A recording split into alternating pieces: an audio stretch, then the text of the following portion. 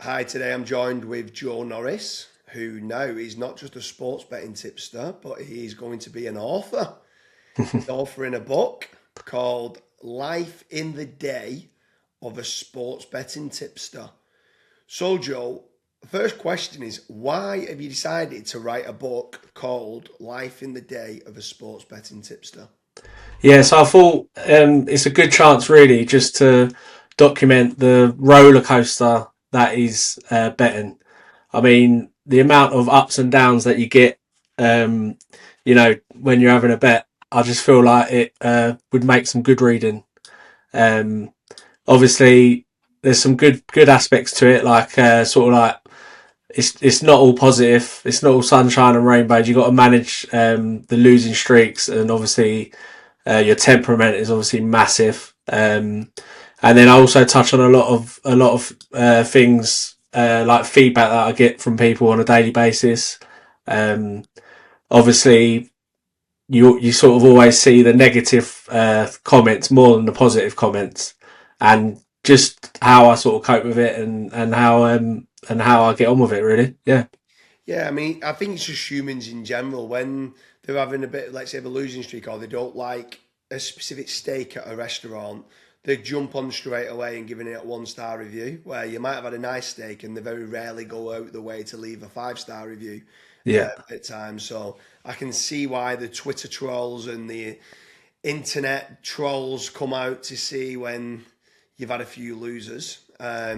But just a few things about Joe Norris in general, who's authoring the book. So, sports betting, is this your full? It's just for people who's going to be looking to potentially buy the book, The Life in the Day of a Sports Betting Tipster. Is this your full time job?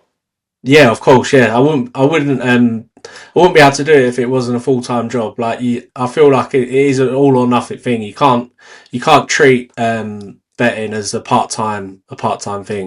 You've got to be fully invested, and obviously touching on the losing streaks and stuff. You've got to have a thick skin because at the end of the day, people are parting with their hard earned money. So if they do lose a bet, you've got to expect some negative feedback. It's just part of the game.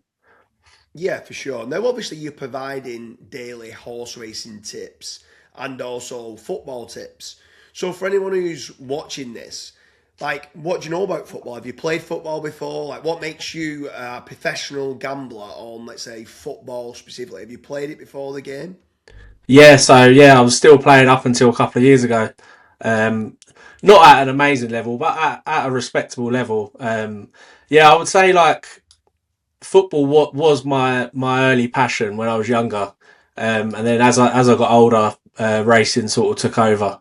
But yeah, played football for years, bet on football for years, watched football for years. Obviously a Chelsea fan, try and go to as many games as I can. But it's got harder with the kids and stuff. But yeah, no, it's you're all in or you're all out sort of thing. Like it's definitely time consuming.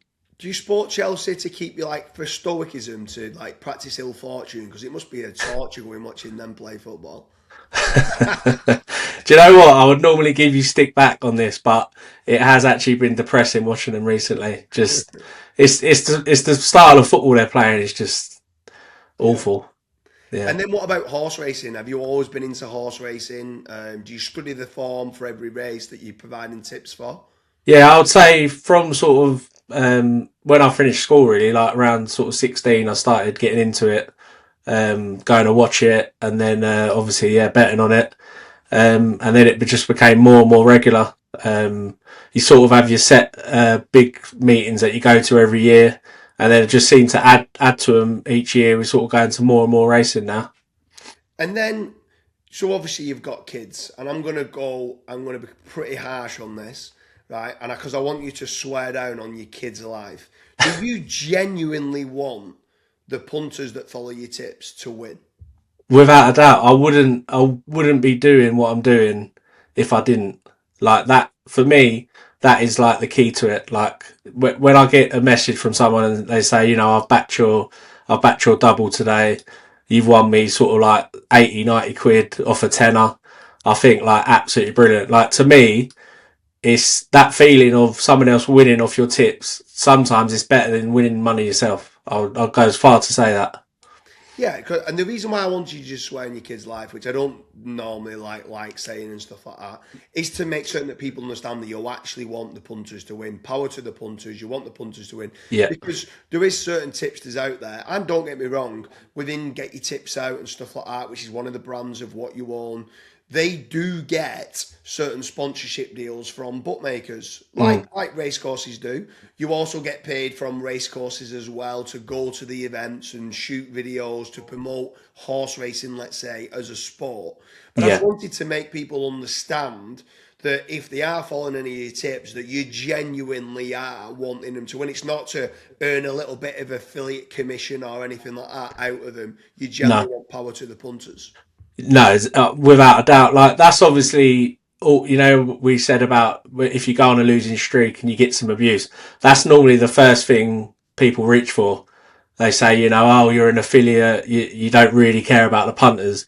It's the complete opposite. Like I feel like I don't even have to fight our corner in it because people that have followed us long enough, like we've been around now for 17 years. People that have followed us long enough, they know what we're about. They know what we put up has put a lot of reasoning behind it. Like that's one thing in recent years, we try and add more value to our bets. Like we try and explain how we found this bet and why we like it. And I feel like that has won a lot of people over because they think, well, actually, no, he's put so much time behind these selections. Like winning and losing is that's part and parcel. Obviously, you lose more than you win in horse racing like that. You have to be able to manage your temperament and manage them losing streaks. But oh yeah, we wouldn't do it if we wasn't trying to make people money. That's great. So, anyone who's watching this, the book is called Day in the Life of a Horse Racing Tipster. As Joe said, it's certainly a roller coaster ride. I speak to him on a daily basis, and when some of them, especially that daily double has not come in, I'm Yeah. on to him as well. I'm like, bloody hell, Joe! But obviously the ups are incredible when we're at the race course or we're going watching a football match and the predictions come in, the correct scores come in, or especially when we're at the races and we've had a few winners, we can go out after and celebrate. So I can't wait to read it. And anyone who's not, make sure you go and check it out. It's joenorristips.co.uk. There'll be a link on there of where you can buy the day with regards to the day in the life of a horse racing tipster or sports betting tipster. Joe, it's been an absolute pleasure. Yeah. Great speaking to you.